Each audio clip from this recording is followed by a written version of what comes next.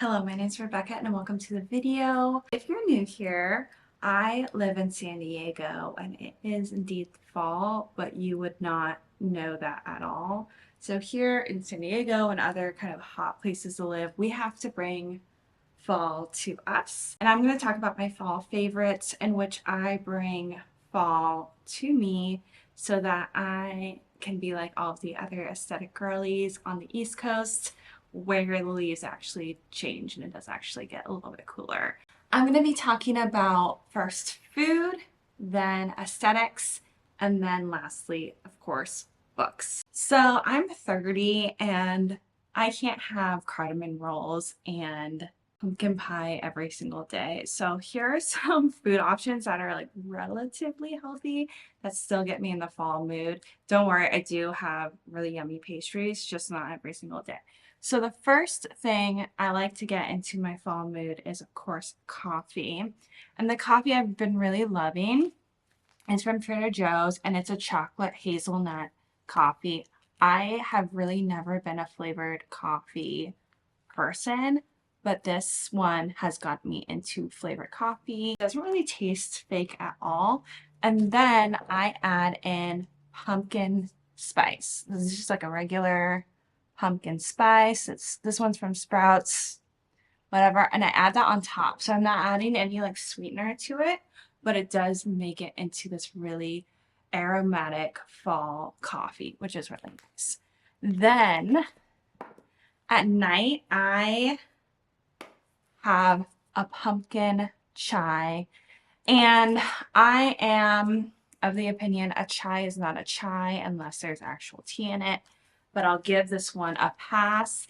It has dandelion root in it instead of tea, which I'm giving it a pass because I have it at night and it is really lovely with some like milk and it's very relaxing, but it also gives you those fall vibes.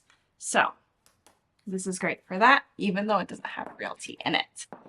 Next, I'm going to be talking about things I bring to work for like a little snacky snack.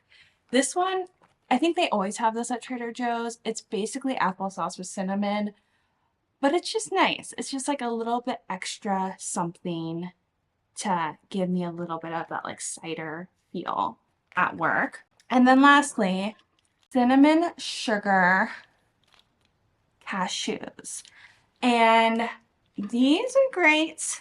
They add a little bit of something, but also don't make you feel like you're just eating nothing at all. Speaking of work, let's talk about aesthetic. The first thing that is kind of aesthetic, kind of a hobby, and I do that during work meetings in which I just kind of have to listen.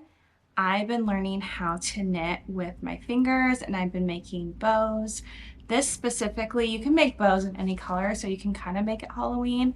I know I'm not going to finish this garland in time for Halloween, so I am making it for Christmas. I'm doing white and red, and hopefully I can also use that for like a Valentine's Day decoration as well. But I just love really simple, cozy hobbies for the fall. It's just amazing. I like that, and I like paint by number. That's also a very easy hobby I can do while I am listening to an audiobook or something like that. When you live somewhere where even wearing this sweater, I'm a little bit warm, you gotta get the fall in different kinds of ways. The first way is I have been loving this dark red color for the fall, and it can kind of go into December as well. It is not a phase, and I really, really love it. I need to redo it this weekend, but I absolutely love this color. I think it's great in with most outfits as well. All right, I have been loving this color. This is a cardigan from Old Navy, and I absolutely love it. I think it screams fall. This is from Old Navy. It's in the latest collection at Old Navy, so it's probably pretty easy to get. This I got last year, same color, amazing. And this is from Uniqlo, and I think this is like the perfect fall bag. It's corduroy. It's this kind of burnt orange color. You can fit, and I have a book in here. Most books will fit in here. I think this is, and it's pretty casual. I like how casual it is, but I still feel like I can take it most places. Then, as you can see, I love the combination of a little mini skirt, tights, and a big sweater. I think that's like the best combination for somewhere like California in the fall, because you get the fall feeling, you get the aesthetic, but you're not like overly hot, which is really nice. And black tights, you don't have to shave your legs. But if you're like, oh, Rebecca, I go to work, or I want to dress a little bit more modestly, my next choice is a big black floofy skirt. You can find these on Amazon. This one has pockets, and this gives you such bitchy vibes. You can wear, I mean, at least I can wear it at work. I guess not everyone can wear it at work, but I feel like that is gonna be like the fashion for this fall, is like a cute oversized shirt, a long skirt, and like a cute like ballet flat or something like that. Now for book recommendations for fall, for autumn. And I have a variety of book recommendations. When I think of fall, I think of spooky, I think of dark academia, and I think of cozy. So I have a few books based on like some of those different kinds of themes. I also have some books that are on my fall TBR as well. The first book recommendation, and I think if you're gonna read this book, the best time is to start in September, October. It is like the definition of dark academia. It is a little bit spooky, like there is a murder that you know about at the very beginning of the book, but it's not really about the murder. I've heard people say that Saltburn reminded them of this book a lot. I haven't watched Saltburn yet, but based on the previews that I've seen of Saltburn, that is very much the vibe. It follows a, pretty lower class boy who kind of is able to get into this very exclusive, rich college, and then able to get into this exclusive program for like Greek and Latin and all of these things.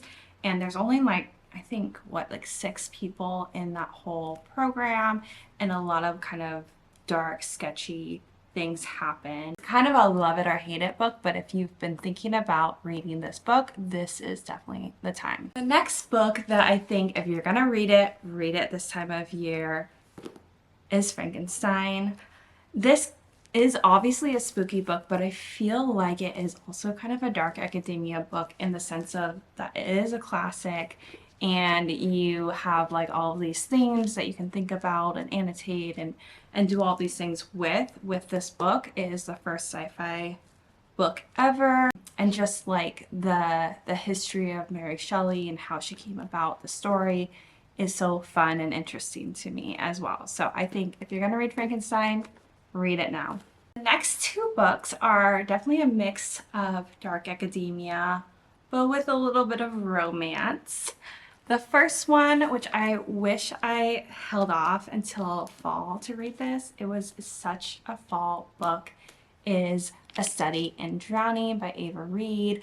And it is all about this architecture student who's a girl, was not able to get into the literature department because she is a girl, but she kind of wins an architecture contest to fix up this old dilapidated mansion on the coast that was owned by her favorite author who recently had passed away.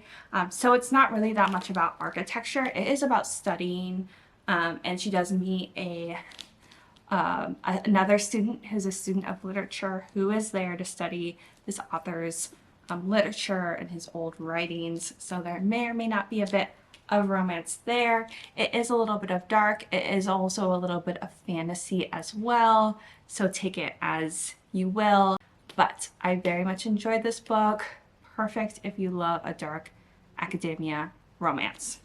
And the next dark academia romance I have is Anatomy, a Love Story by Dana Schwartz. This is the second book in that series, which is in my TBR, which is Immortality, a Love Story. But Anatomy, a Love Story, it looks just as beautiful of a cover as this one. I just don't have it with me right now. But Anatomy, a Love Story is kind of a retelling of Frankenstein, but if Frankenstein was a woman and wasn't allowed to go to the surgeon college that he went to, and had to kind of do it on his own or her own, and maybe meets a grave robber and has a crush and maybe develops a relationship with that grave robber. This would be such a fun read to read alongside the original Frankenstein. Somebody should do it. It may or may not be me, I'm not sure, but I think it would be so fun. Maybe I'll do it with the second book of Immortality, a Love Story, and Frankenstein.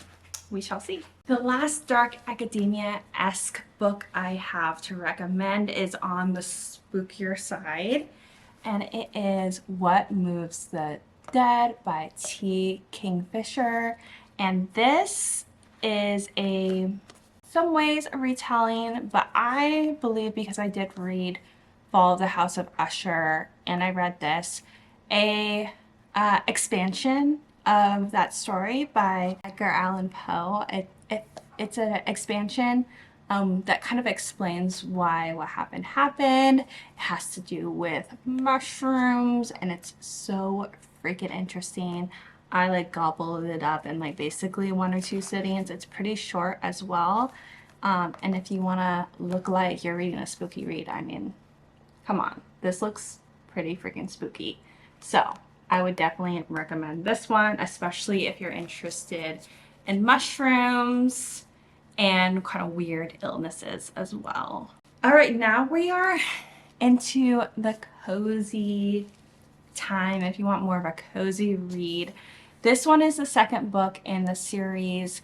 This is A Prayer for the Crowned Shy, which is also very good, by Becca Chambers. I would highly recommend her first book in the series if you want a very cozy read. The first one is called A Song for the Wild Built, and it is about a tea monk meeting a robot for the first time, and the robot trying to figure out what the humans want. It's great. Especially if you feel like you're burnt out, I would highly recommend this series for sure. It's a great cozy sci-fi series. Okay, now time for the rest of my TBR. And the first book on my TBR, or I guess it's technically the second, is Rewitched by Lucy Jane Wood. She is a YouTuber who wrote a book, which I've been following her, and I've been following her on YouTube for like years now, so I'm so excited for her.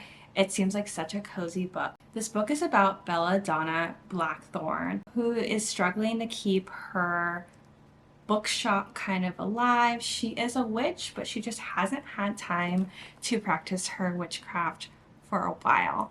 And she has just recently turned 30, and at that point, when you're 30 as a witch, you kind of have to prove your witchiness to the coven, and she is not sure she's going to be able to do that in time. It sounds really cozy. I've heard that there is a little bit of romance in it as well. It's bookstores, it's witches, it's based in October. Need I say any more? And lastly, I feel like you should get this book. I honestly got this book, well, I got it for a book club, but mostly for the cover. I'm like, amazing, another witchy book, Slewfoot. It is obviously about a witch. It just looks amazing to read. I don't really know that much about it, but I know I want to read it this October. So those are my TBR, my recommendations for fall. Let me know what you guys do in the fall to get yourself in that cozy, spooky mood, especially if you live somewhere where the leaves honestly don't change and not much changes at all. and like and subscribe if you want to see more videos. I'll see you guys in the next one. Bye-bye.